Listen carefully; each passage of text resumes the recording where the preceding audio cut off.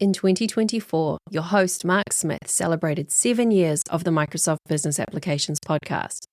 Now, we step into a transformative 2025 with a fresh new name. Welcome to the Microsoft Innovation Podcast. Our new name reflects a broader vision, exploring the intersection of people, business, technology, and AI. You'll also hear from me, Meg Smith, a bit more as we launch a new exciting series called The AI Show.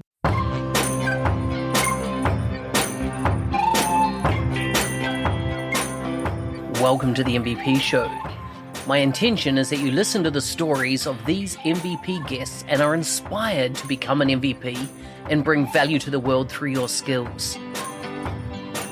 If you have not checked it out already, I do a YouTube series called How to Become an MVP. The link is in the show notes. With that, let's get on with the show. Today's guest is from Estonia. He is a Dynamics 365 Business Central developer and the founder of Integrated. He was first awarded as MVP in 2024. He has more than 12 years of experience with ERP and has been involved with Business Central since 2020. He enjoys both working with code and the business processes that surround it. You can find links to his bio and social media, etc. in the show notes for this episode. Welcome to the show, Villem. Hello, and thank you for having me.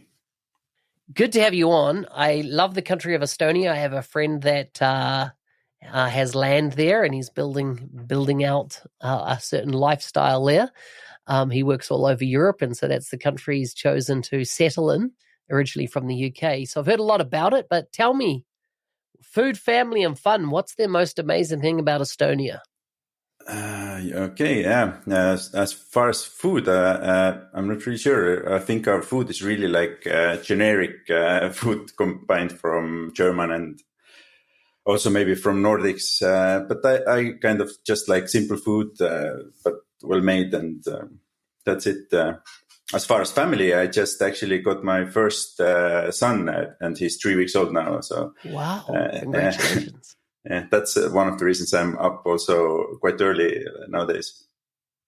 And as far as for fun, I don't know, like doing sports. And for the past year, I've been playing paddle tennis, which is, I'm not sure if it's popular over there, but it's kind of mix of paddle and squash, and played like. You know, you're the second person that's talked about it. That's been on the show. So yeah, it's definitely new to me. I mean, it's really popular over here. It's it's like they're building courts all over the place. Like I think there were 70 courts this year, but next year there's 150 or something. Yeah, so it's really booming. So I'm interested to see, you own your own company, is that right? Yes, that's right. Like I own my own very small company. It's basically just me and a few other like kind of freelancers. But I am also mostly more like a freelancer I have a couple of my own customers and also doing like some kind of subcontracting for other bigger companies. Interesting, because I'm just doing a series on how to go and become a freelancer, because I get asked it all the time from so many people in the business application space, you know, from Microsoft, whether it's Dynamics or Power Platform. And, you know, often these folks have worked for partners for many years, and now they're going, you know, could I survive on my own? And one of the big questions I get is that initial leap of faith in yourself. Tell us about your very first customer as a freelancer. How did you find them? How did you get them? Why did it make the decision for you to go that way straightforward? So, I've been thinking about becoming like a small entrepreneur or small business owner for many years. But like you said, like there's always some hesitations and thinking how to actually start it. But for me, it was like I was working for a partner, but I kept getting these messages in LinkedIn, basically like from recruiters and from people like, do you want to, want to get another job or something in some other country, but they didn't really want it. But at some point, like I think it was some guy from UK that just wrote to me that, would you like to help me like with some Business Central project, like a few hours a week or something?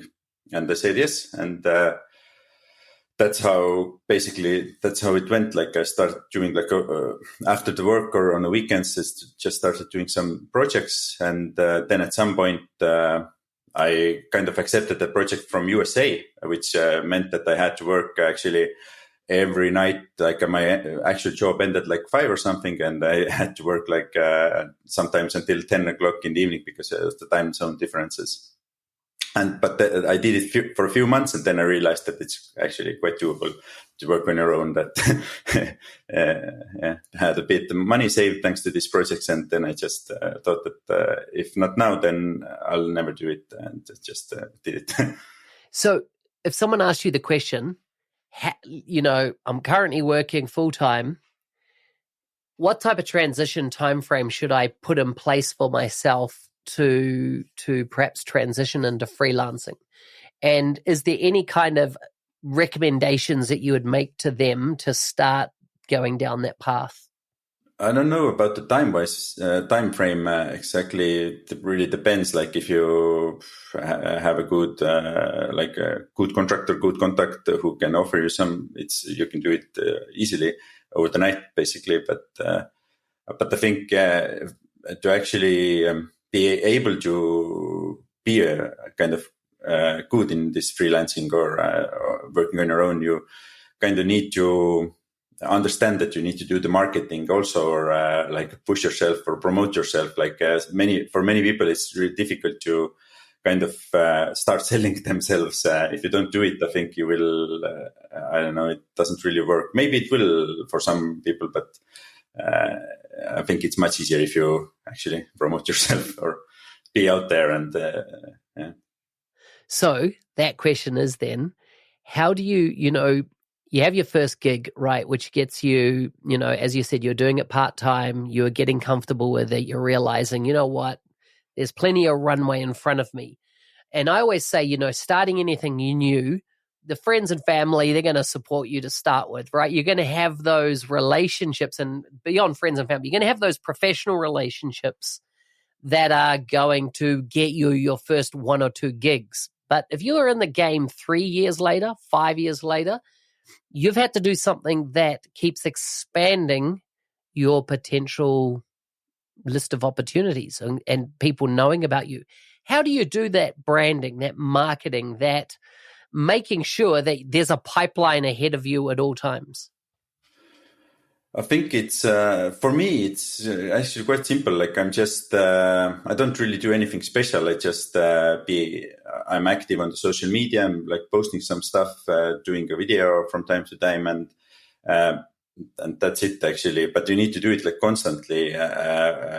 What I just saw this summer, actually, in the beginning of summer, I thought that I will take it easier in the summer, like take some time off because I had my son coming, and I didn't really do I didn't do much like marketing and I said no I said no to the projects that were offered to me because I wanted to take kind of summer off. But then the autumn came, and I kind of realized at some point that actually there is nothing to do at the moment. So I had to start marketing again, which is, I guess, fine. It's one of the perks of being working on your own, that you can maybe manage your schedule on like how you want it. How did you start marketing yourself again?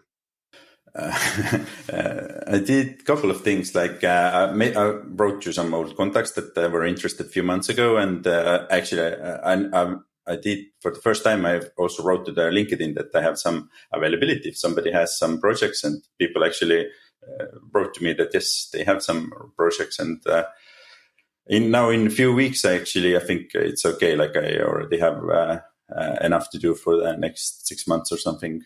Wow, that's great. So is LinkedIn the primary source that it's coming from, your opportunities?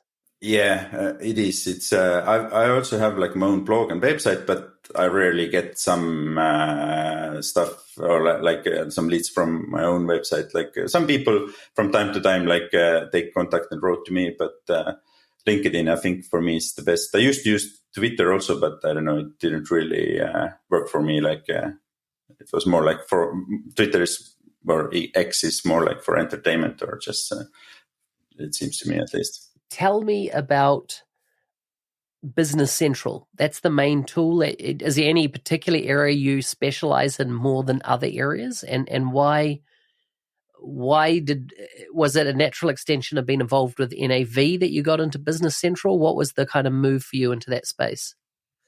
I'm working with all the areas in Business Central, and I'm kind of since I have 2 to 5 or something on my own customers, that I kind of provide like a full stack service to the customers, like functional consulting and also writing the code for them. But how I ended up in Business Central was actually I was a SAP consultant for years, working with SAP, implementing SAP and writing code for SAP. And then I kind of realized that the SAP market is really small here because it's so big. So not many companies want it. And I kind of took 1 year away from ERP, worked in a startup as a software engineer. And then I started missing it, like the ERP stuff. And when I got to the Business Central, it's 2020, there was no NAV anymore. Like few customers were using it, but I have never worked with NAV. I just started working with Business Central basically directly. Okay. So that's interesting. And I never thought of that in the Business Central world. And, I've got experience across a range of the Dynamics products, but in the Business Central world, you have the ability to not only do a project, let's say an implementation project, but of course you've got the whole maintaining some, like you get to pick up, potentially your customers will stay with you the more you accumulate them, and you can do their maintenance, their support, their patching, their enhancements and things like that, right? You can carry on doing those things for those customers. Yeah, exactly. It's in ERP. If you have the customer, probably the relationship will last. Like if you, I would say it, if you're good yourself and you provide a good service to the customers, it will last like 10, 15 years easily, I guess, because they need constantly, like every month, the business is changing, business is growing, and so on. So you need to, like you said, like if you have a relationship with the customer, it works for a long time. Nice. And you can choose not to answer this one. It's about pricing, and not so much your pricing rates, but how you think about pricing. I get 2 questions. Do you price based on an hourly rate? One of the models are you price based on an hourly rate. Another option is you based on a value. What value do you bring? And you would sell a project.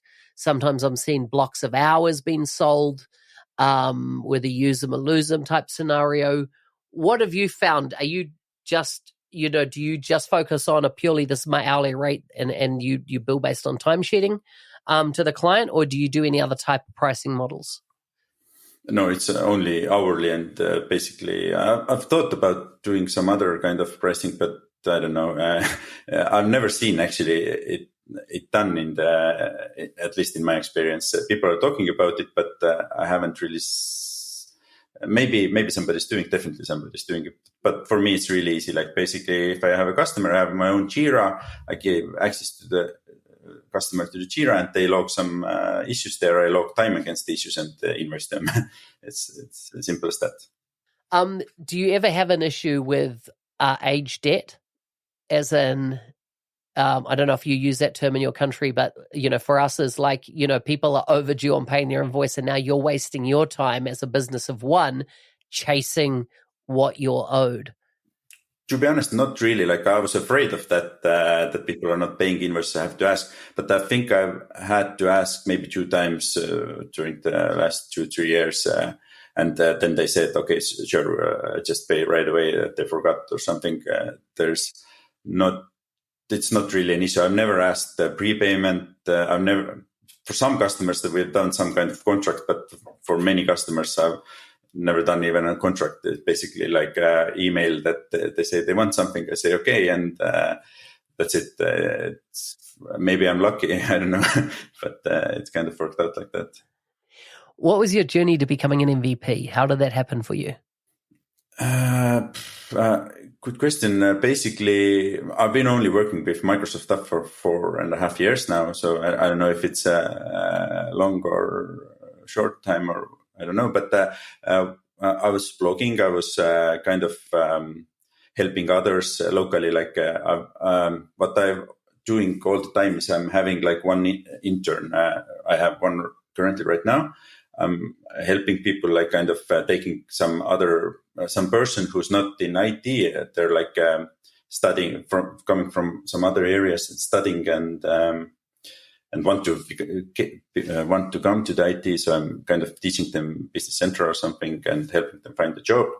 And I was helping others, teaching others, giving like talks. And then I also got involved with one conference here in Tallinn, which is Cloud Tech Tallinn, helped to organize that. And then I asked Vivian Voss, she's an MVP. She's Estonian, but she lives in Denmark actually. And I asked how do you actually become an MVP? And she asked me if I want to become one, and I said yes. And that's how it went actually. She nominated me. I filled out all these forms, and it took like 6 months or something. And then I just got this email that you're MVP. Yeah, thank you, Vivian. Good on you, though, for putting the work in and making it out. Since becoming an MVP, and I know it's happened this year, has it had any impact since getting that award, since getting that a title from Microsoft? Has it had any impact on your visibility from being as a freelancer and acknowledgement of achieving that? I think definitely it has had some impact, but not the impact maybe people are thinking it will have. Like it's not like you get this award and people are, I don't know, flocking your mailbox and want to get something from you. Like maybe some people have reached out to me and I kind of see them through that they want to, I don't know, use me for some marketing or want to tell their customers that they have this MVP guy on board to sell a project or something like that. But not that much actually, to be honest. Not yet. Maybe at some point, but not yet, at least. Yeah, interesting. Are you working more for Microsoft partners in your contracting or more for end customers? Currently, it's more for end customers. It's like 80% of end customers and maybe 20% of partners. Nice. My final question is, what recommendation do you have to folks considering that they want to become an MVP? Yeah, I think it seems to me that some people, I don't know, they're really focused on becoming an MVP, but I think it will work out probably better if you're more focusing in like helping people and I don't know, exploring interesting topics and doing some original stuff, and then it maybe comes naturally. Like it will take time probably, and you need to be really good at what you do and provide value also to the others for free. And I think that's how it comes also, maybe in the end.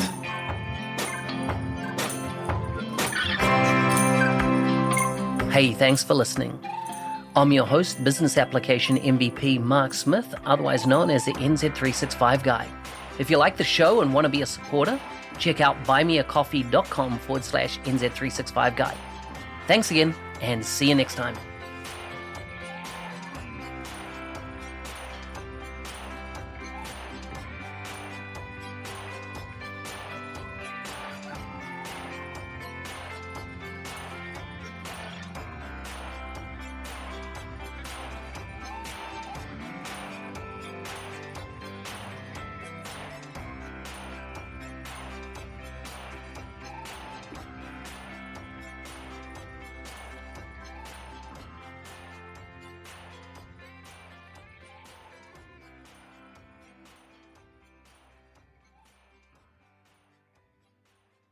Support for this episode comes from Justin Welsh's guide to finding your voice on LinkedIn.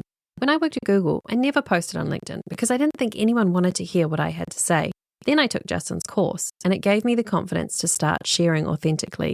Check it out if you've been wanting to show up on LinkedIn but don't know how to start. Sign up using the link in the show notes.